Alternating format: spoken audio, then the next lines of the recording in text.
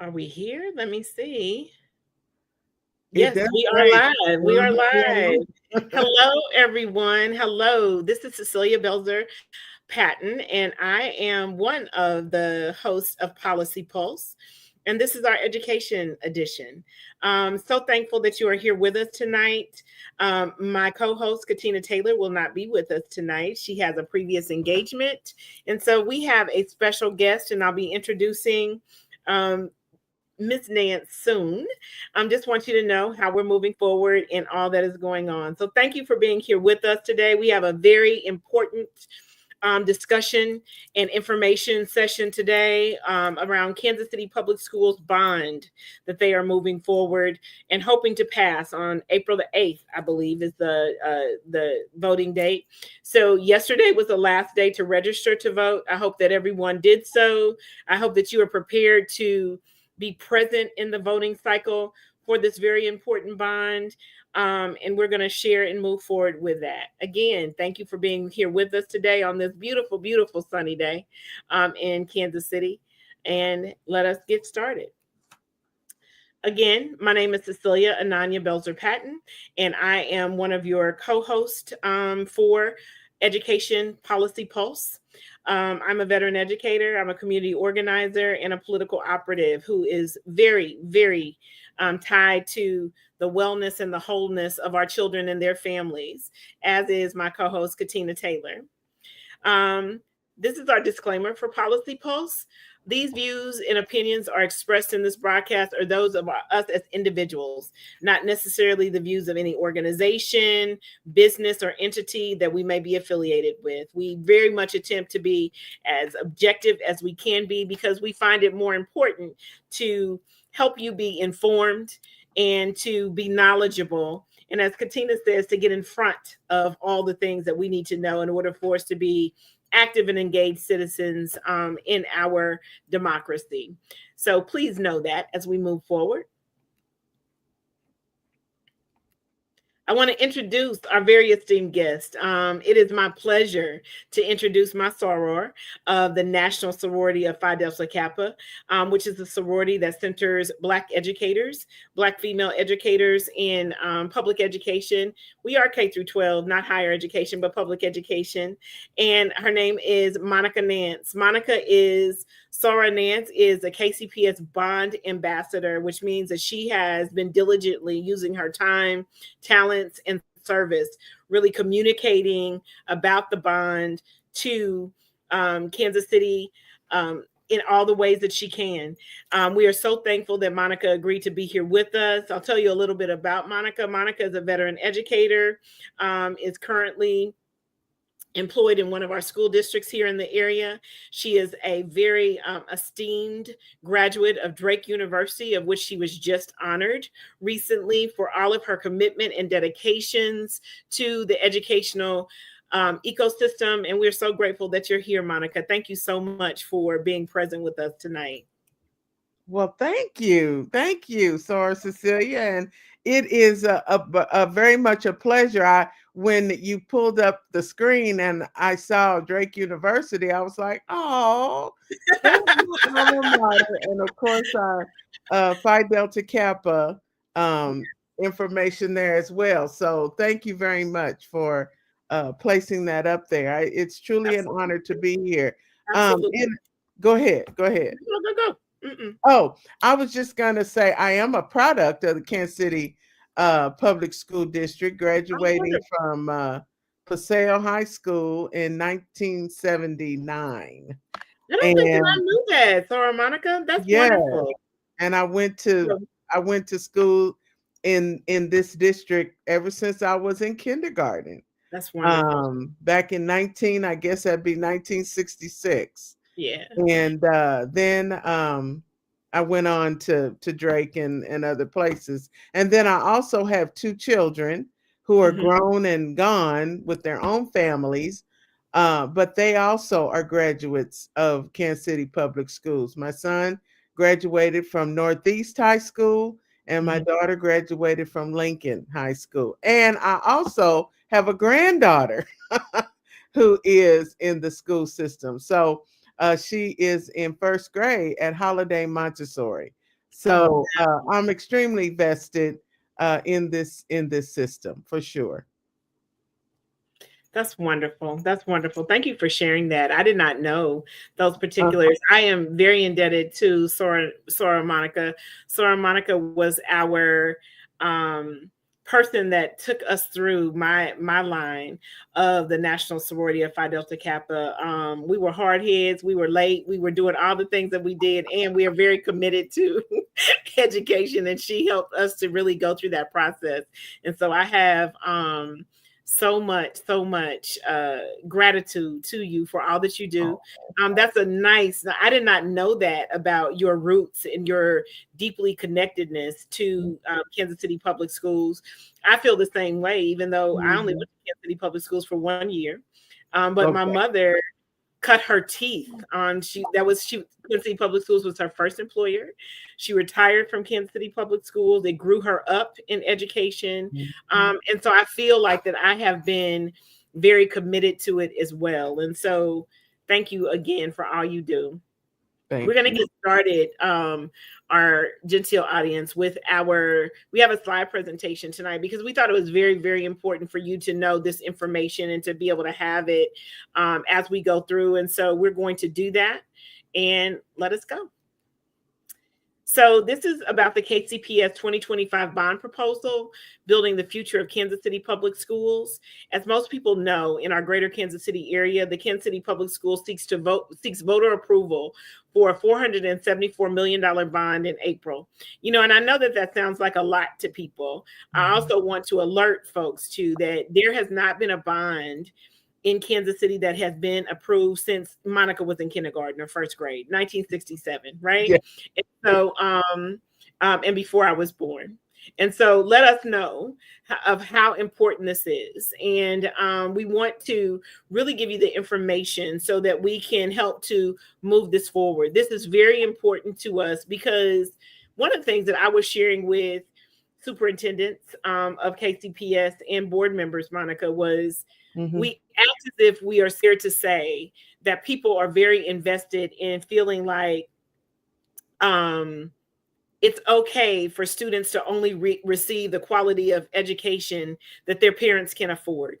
And so, because KCPS has parents that may not be as affluent or wealthy as other areas in the city, we feel like it's okay that they just have almost a subpar education when in comparison to other districts in our area. And this will be an ability to help move that notion out of the way and really give our students quality education. Yeah, that's very true. Very true. And just the idea that, voters have not approved a bond in that many years is just, well, it's horrible. It's absolutely horrible. Absolutely. So we'll go through. These are the bond overview. And if you'd like to share anything out about that, I'm going to let you be the voice of expertise because you are the voice of expertise here, Monica. So this is the overview and the basics of everything for the bond. As we shared, it's $474 million Mhm. is the total proposal on the ballot. The ballot is April 8th, 2025. The allocation of this money will be for KCPS facilities, up to 50 million for participating charter schools, which this is very important. I think both of us can say that when the charter school movement started, it was thought to be a partnership with public schools. It was not to replace public schools. And Mhm. so I think that this is a good way for the charter schools that reside within the boundaries of the KCPS district are helping to sponsor and support this bond as well. We need the approval of 4 out of 7 voters, so that's about 57% Mhm. for this to pass. So, is there anything that you would like to share about that, Monica? Well, I would just add that the partnership, I believe it's 7 charter schools that have joined in partnership with us, and so I think it's now there 10, is what it's Dr. Davis oh, told me. oh, it's 10. Okay, well, Mhm. great. And Yep. so maybe it changed because people started to think about, Yeah. we need to get in on this as well. Yes. But with that being said, that does say a lot in terms of what is needed out there.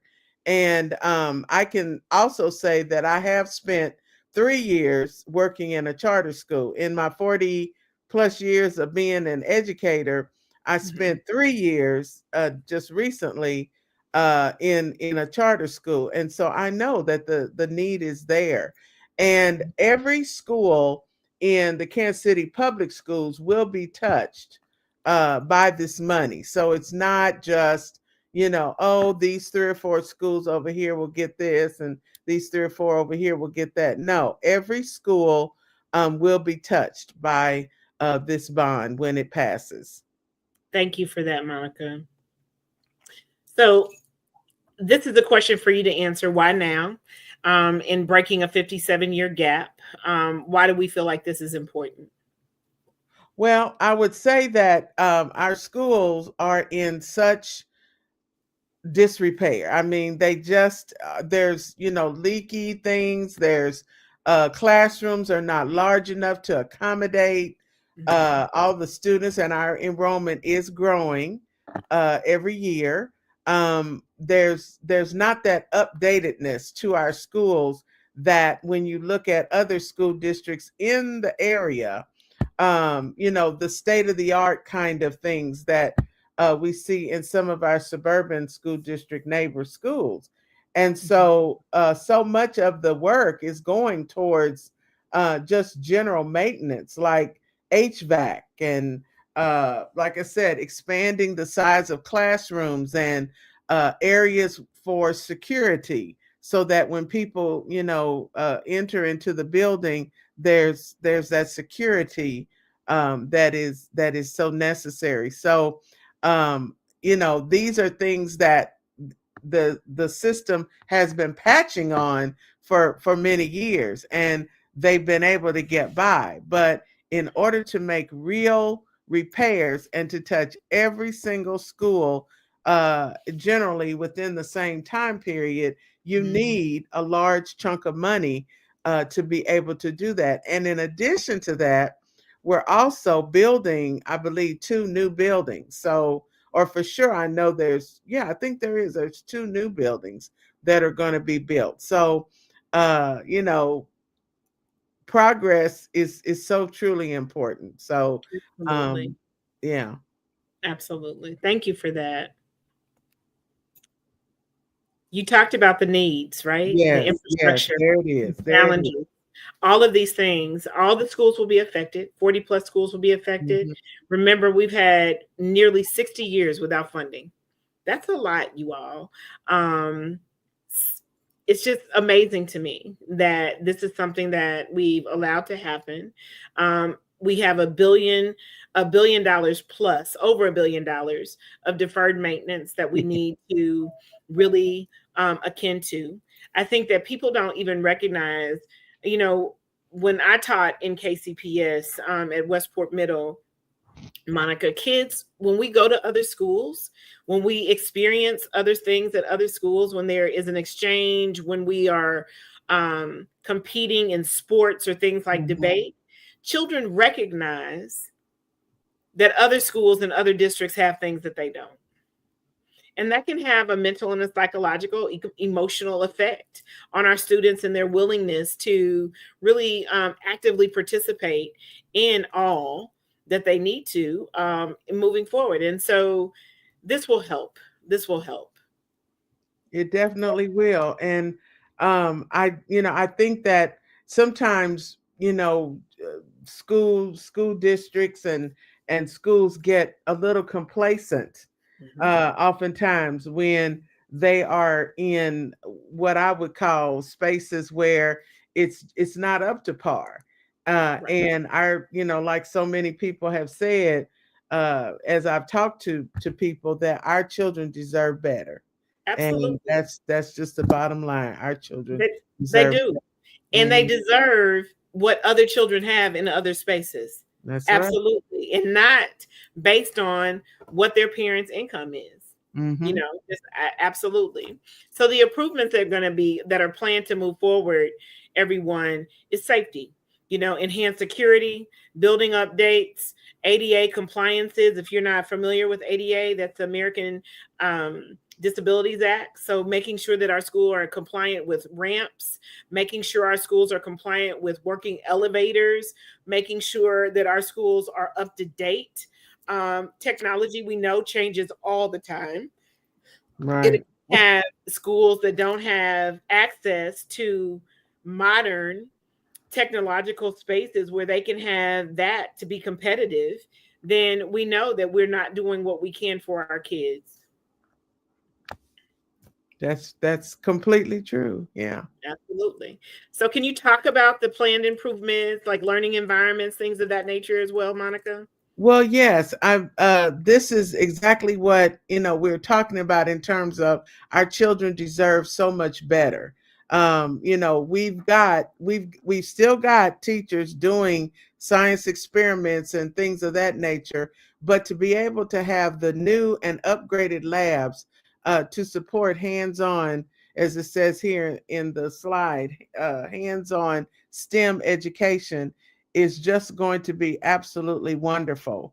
Like I said, teachers make do with what they have currently. So I don't want anyone out there to think, oh, well, my child is not, getting to do science experiments. They are getting to do it, They are. but they're not in upgraded labs and being able to do some of the things that, like I said earlier, that children in other school districts are getting to do within their schools. And then, of course, the flexible spaces. I've worked in school districts where they have built, newer buildings, and just being able to have that flexible seating and those spaces where children can go and do their assignments together in Hmm. small groups, or even if it's a large group, just having that ability to move about in different spaces is just very 21st century. Absolutely. And as I said, our children deserve that. And then, of Absolutely. course, we can't forget the media centers.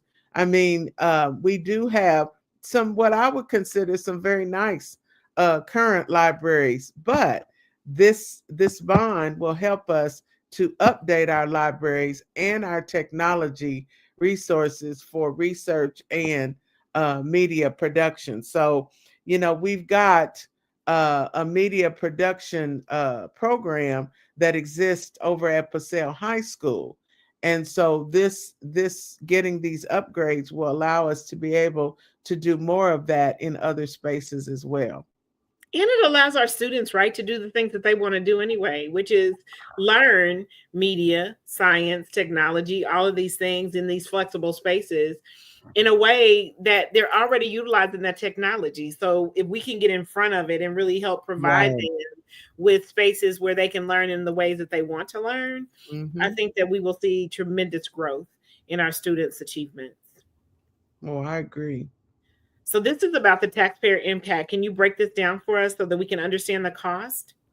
Well, I believe and it's about 64 cents per, and I don't know if that's on the slide here, but it's about 64 cents per day in terms of how it would impact a taxpayer's taxes, which averages out to about $19 and some odd cents per month. And so I think this slide is showing about the amount of how much your taxes would increase. And so it would be very minimal. I do know that there are, some naysayers out there, particularly people that don't have children in the system, who, might say, well, why would I vote yes for something that's going to cause my taxes to go up when I don't have any children in the system? But really, we don't want you to look at it that way. We want you to look at it in the way that these children are the children of the future, and so we want them to be able to compete with other children when they, get on in their years, and they're not going to be able to compete with children that look like them or don't look like them if they are not able to be a part of state of the art types of things. And so I just think that we have to think outside of our own personal space, because I don't have any children in the district either. Well, I have a grandchild in the district, but Mhm. I'm not just thinking about my one grandchild. I'm thinking about all Absolutely. the children in Absolutely. the All the district. children. And I think if Yeah, we have the spirit of indigeneity, right? That is of our indigenous brothers and sisters. I recognize, Monica, that while I don't have children, I am planting the seeds for trees and exactly. flowers that I might not ever see, because I'm Right. thinking about what is going to be best for our communities, our babies, Hmm. and their babies 7 generations out. That is the thought process of indigeneity. And so I hear you, right? And I hope that we don't have that kind of a selfish, unempathetic um people in our midst, but we do. And so how can we help them to know that we are seeding forward, we are seeding forward, so that we can ensure that our children and their families and their posterity have what is due them. So supplemental funding, this is a no tax COP bond, so can you talk about that? Mm. I don't know an awful lot about this piece of it, Hmm. except what's on here. But like it says that we are issuing a $100 million COP bond, which stands for Certificate of Participation, and that funding mechanism does not require voter approval. And I do remember hearing about the COP piece, the certificate of participation, in some Hmm. of the meetings that I attended that were Hmm. open to all community stakeholders and parents.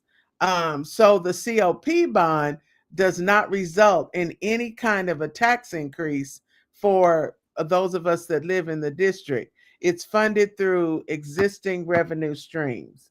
And now Yes. the COP bond will address additional facility needs not covered by the GO bond proposal. So that's another funding source that allows us to be able to do the things that we need to do.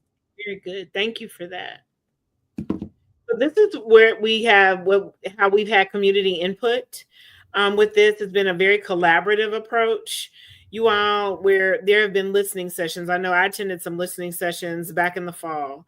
There's been stakeholder feedback. So stakeholder is anyone. That's a student. That's students' families. That's staff, Mhm. community members. All of us have had the ability, if we have attended listening sessions, if we have been proactive with this, to really have input in this bond and the bond language. There have been facilities assessments. So that means there have been outside entities that have evaluated our buildings, their conditions, and the needs of our buildings, right?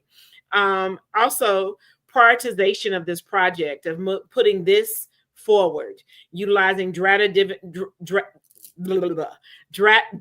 driven decisions, for which all the work of the $474 million that will be spent in KCPS is utilized. Yes, Which, and I to add to that, as I said, I attended some of those listening sessions, and uh, parents were given the opportunity to ask questions, and just kind of dig more into the state of where things are with our schools. And sometimes when you're just thinking about the school that your child goes to, you don't see the bigger picture, and you sure, think, oh, well, my child's school, it looks pretty okay. But the reality is that, all the schools don't look the same. And so absolutely. because of the age of the buildings, and I don't exactly remember the average age of the buildings, but it's a pretty high number. Oh, it's And when many those, of them were built pre World War II. yeah, the Yeah, only we have the some that newer, are after yeah, the the older. newer buildings, were built during the DSEG uh Yes, time period. But still, that was then and this is now. So absolutely. And you I can tell, like in some of the older like the buildings that were built during DSEG, they're so concrete driven. I think about King, yeah, with that, and so absolutely, yeah, yeah. thank you. So this is the how the board, the bond oversight, and how our school board and our superintendent and their team and cabinet are going to ensure accountability. Can you talk about that? Yes, there's a citizens oversight committee, and I will say I think that this is extremely important because we have to be, as the saying goes, good stewards of the money. And Absolutely. so, in order to be a good steward of the money, you do need oversight. And so, this will be a committee of community people who will review the spending and the project progress. And so, I'm, believing that number two says there'll be regular public reporting. So it'll be transparent so that, people are not like, well, it's, only that committee knows and no one else knows. No, it'll be, transparency will be hugely important because, when you vote for something, you want to see how your tax dollars are being spent, Absolutely. and this will definitely allow for that. And then there's independent audits, which will be a third party who will provide that verification that the funds really are being used as they were promised. They're not, just out there buying stuff at a whim. They're It's true. really purchasing things that are needed for what they said they were needed for. And then public accessibility, all reports and data will be available for the public to be able to review. Very good. Thank you. So, academic impact. So, thinking about this beyond just the facilities and the buildings, I'm so glad that we're getting to this, Monica, because I kind of talked about at the front end of how an unkept building, Mhm. or a building that is old, a building that is not up to par when it comes to technology, when it comes to the wellness and the wholeness of the community, that does have an effect on children's academic um, progress, their academic willingness, aptitudes, as well as their emotional and mental health as well. So, can you talk about this beyond just buildings and how this, we believe that this will help with the academic achievement in our district? Yes, I would certainly say that I certainly believe I agree 150% Yeah. with what you were saying. And when you don't have always those, because I will say this, our as a system, Kansas City Public Schools has the resources that they need. They have a plethora of resources. They have books. They And have, wonderful teachers and yeah, wonderful educators and wonderful right. committed people. Right, they have all of that. And but we still it still matters about your environment. And so the academic achievement is so hugely important because unfortunately we do have a large number of children who are not reading on grade level. And we've got to make some changes in that area. And then teacher retention is huge. We've got the climate the of education in terms of teachers is definitely changing, and it has been changing, I would say, even before the pandemic. I think the pandemic, just as, what do they say, exacerbated it. And so Absolutely. Every we everywhere, but especially where we were hurting anyway. Right, exactly. And Right. so this will, by making, by getting this bond, it will, we believe, attract quality teachers. Teachers will want to be a part of Kansas City Public Schools, and then those who are currently here will want to stay, because very often we do have teachers that are with us, and then for whatever reason, and sometimes the reasons have to do with the physical space that they're working in, they make a decision to go elsewhere. And there we've lost someone to another system. And of course, student engagement is huge. We talk about student engagement all the time, in terms of, making sure that instruction is on point. And so, student engagement is one of the top priorities. You got to have kids engaged in order to actually give them what they need. And so, these modern spaces will help us help increase that. And then, of course, I think it was mentioned earlier about the health and safety, improved air quality, and security enhancements that we definitely need as well. Well, all of those things will impact our buildings. Absolutely. Thank you for that, Monica. So what's the project timeline? How are we thinking this will move through? And when Well, will we see the changes? Well, in April of 2025, we've got the big election. So we're all going to be, excited about that.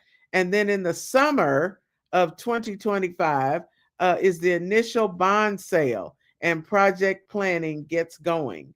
And then in 25-26 school year, that will be the first phase of the construction project's launch. Now, I don't know, I don't know exactly what encompasses that first phase, but that will be the first phase. And then in from 2026 until 2030, they will be doing the ongoing work that it has been proposed. Because, like I said, if I didn't say it before, I'll say it again.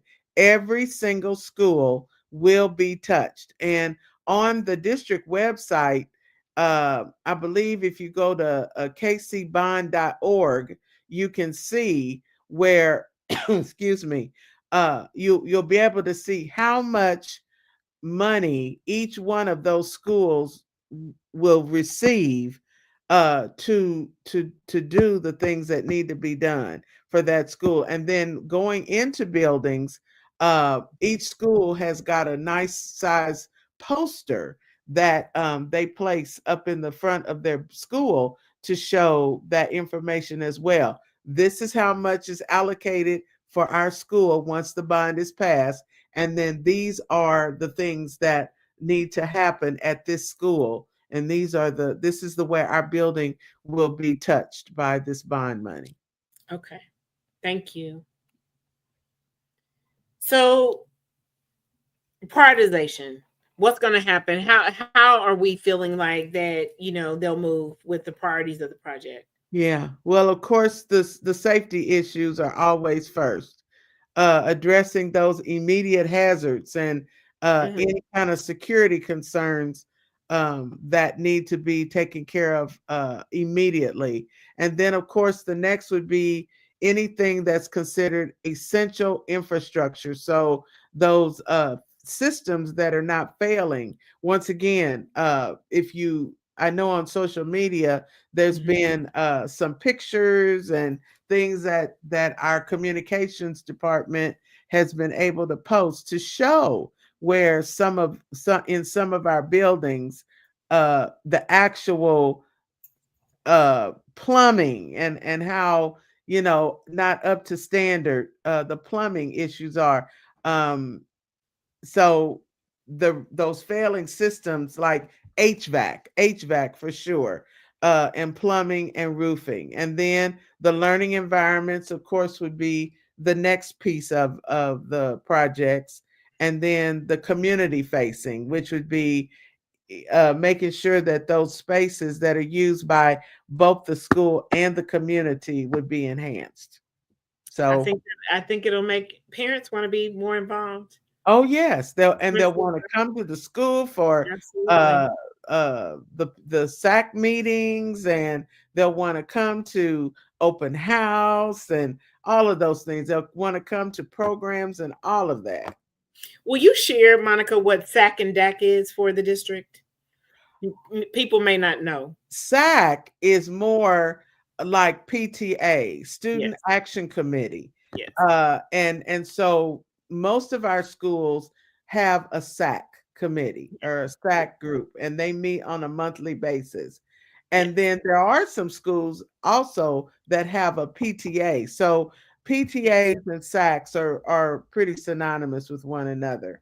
And yes. then DAC is the district one. And so they have people from that represent the various schools that are a part of that. Matter of fact, I attended a DAC meeting the other night. It Hmm. was virtual, and I attended that, and they were talking about, things that, they wanted to see done at subsequent DAC meetings. And oftentimes people bring concerns that they have, to the DAC as well.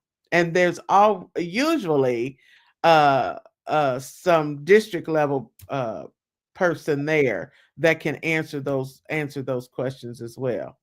Absolutely. Please share out about how the charter schools are going to be invested in this bond proposal as well. Yeah, yeah. So there's a $50 million allocation. So up to 50 million of the bond money will fund those charter schools that are participating. And the charter schools have to meet specific criteria in order to receive that funding, including long-term commitment to the district.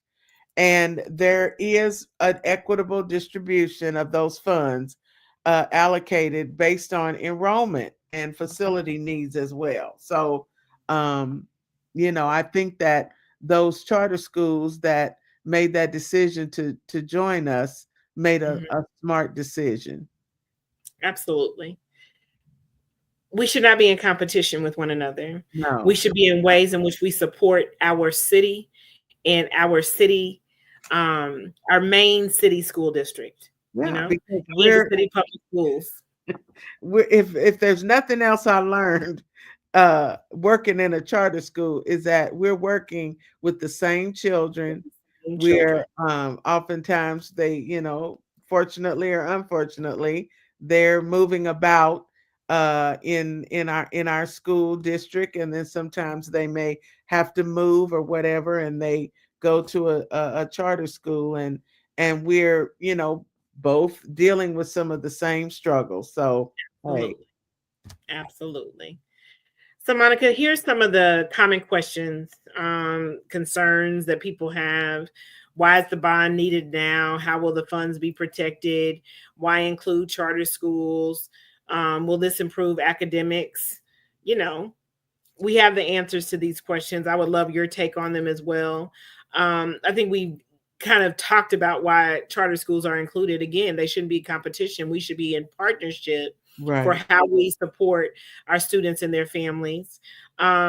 Will the funds be? How will the funds be protected? You talked about that with the Mhm. citizen oversight committees, as well as the other measures and levers for accountability. The bond is needed now because we haven't had one in nearly 60 years, Right. nearly 6 decades, right? Yes. Um, and what can you talk more about just the improvement of academics and really utilize your expertise from that? Well, I just believe that when you think about just I guess maybe if I could make an example, share an example that might Sure. bring it home a little bit more. I think about classroom size, and I travel around to a lot of classrooms across the district, and Hmm. so one of the things that I see is, in particular, class sizes. And when you get, let's just say, a fifth grade classroom, and you can have up to 30 students in a fifth grade classroom. Many of our schools, not some, many of our schools, the classroom sizes are just not up to par. And so when you get 30 fifth graders, you get their desk in there, you get just having um, the bookshelves around the perimeter of the classroom, it Mm-hmm. doesn't allow for adequate teaching space.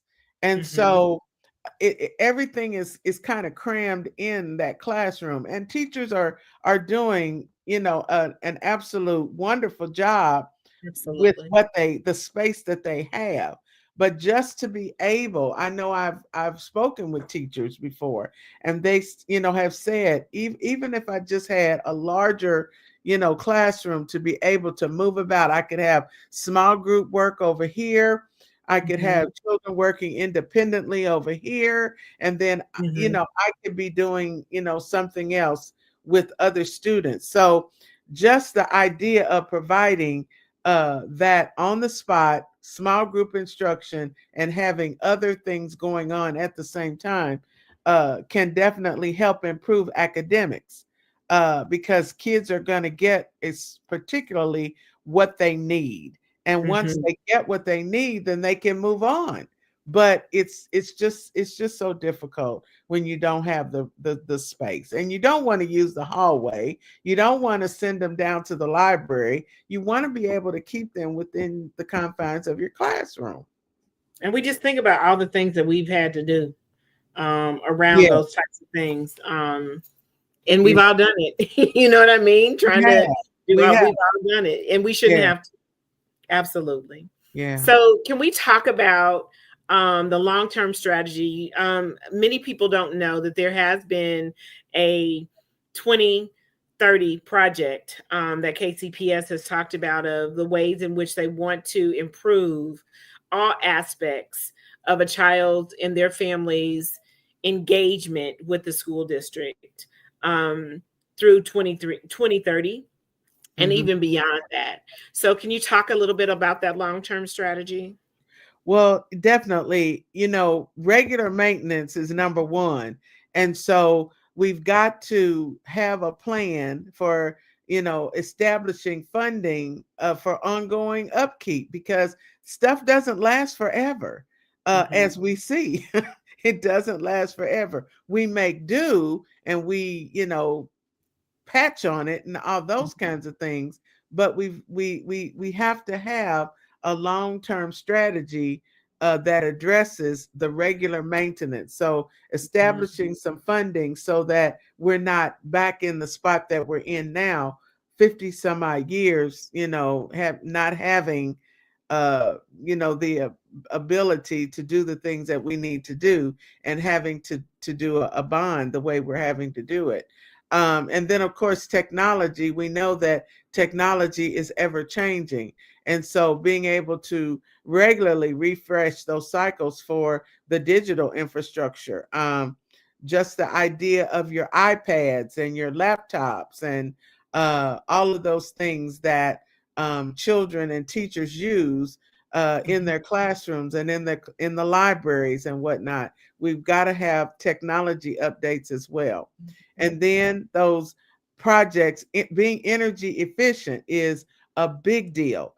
Energy Absolutely. efficient improvements that reduce operational cost. I mean, I'm sure that our efficiency will be much better once we get this bond, and once we're able to uh, get our energy efficiency things get going, better. Just the idea of a light bulb, you're using an energy efficient light bulb, changes the trajectory of how much your energy bill is going to be on your own home.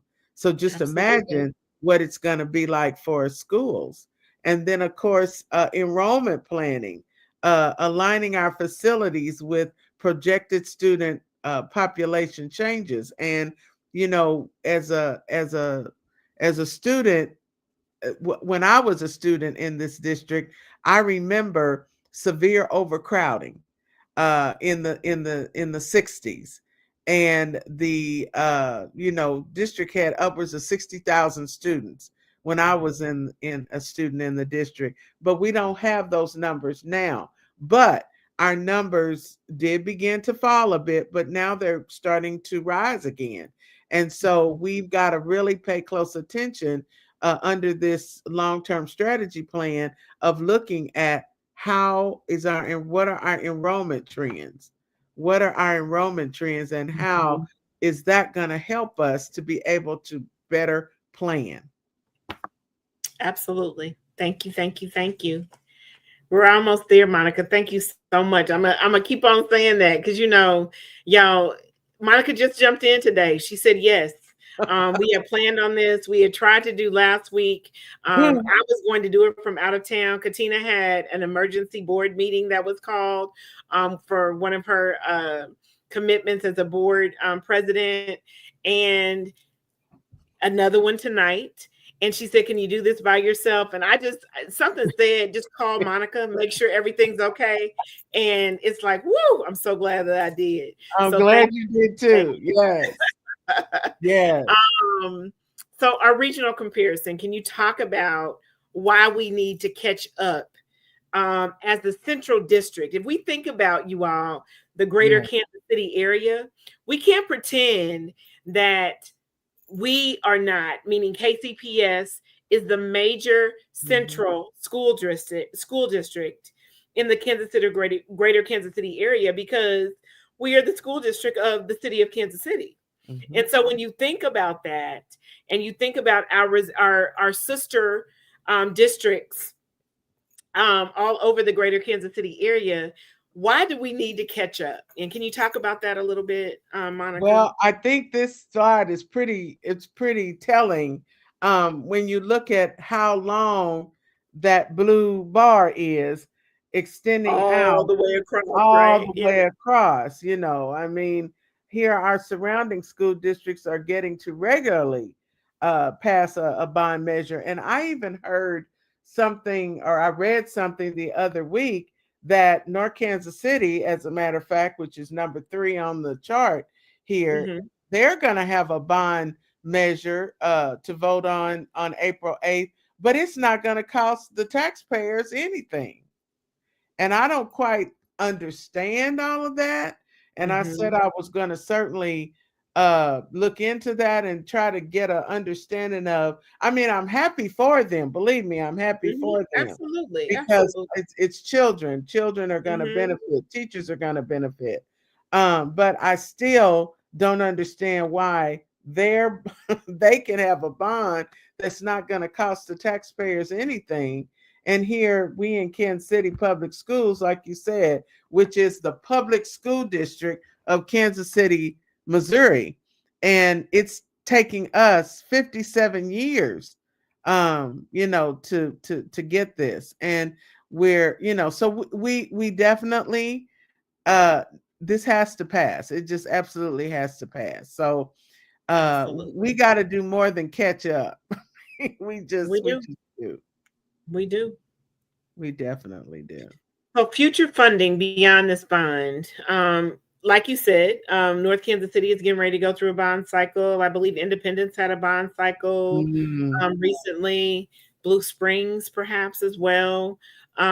This is not it's not a one stop shop, right? We have to strategize and think of a yeah. variety of different ways in which we can do the things that we need to do for our students and their families. And so with this is one of the ways in which this can move forward: additional bond cycles, no tax increase bonds, alternative funding, especially in the political climate that we're in, where Kansas KCPS, among others, is not the only one, have had to depend on federal funding and things of that nature.